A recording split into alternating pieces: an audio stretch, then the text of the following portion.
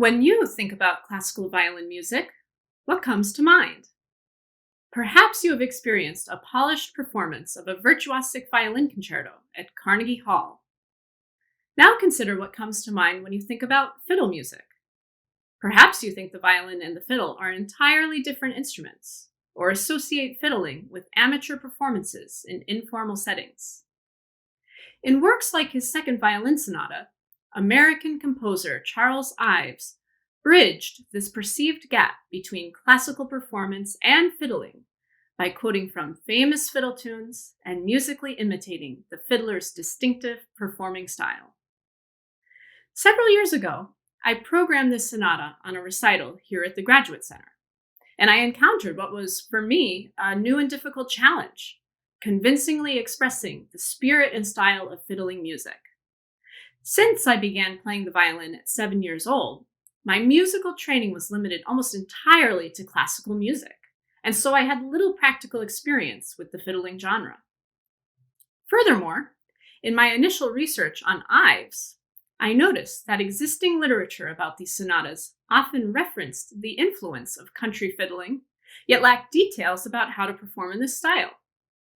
I sought to remedy this by conducting my own investigation into the characteristics of fiddle playing. This work culminated in a written performance analysis of the Second Violin Sonata that aims to help a classically trained violinist better embody fiddling style. In order to understand the differences between fiddling and classical violin technique, I studied articles and pedagogy books written by fiddlers, paying close attention to differences in posture, sound production, and how fiddlers choose bowings. Additionally, since fiddling is primarily an orally taught tradition, I listened to numerous recordings, paying specific attention to characteristics of the fiddler's sound and improvised elements such as melodic ornaments. This research informed my performance analysis of Ives's Second Violin Sonata, as I made recommendations and changes to help violinists capture the fiddler's performing spirit. Some of these changes include altered bowing patterns, added slides between notes, and pointing out Ives's allusions to an unrefined fiddling aesthetic, such as accidentally hitting the other strings of the violin.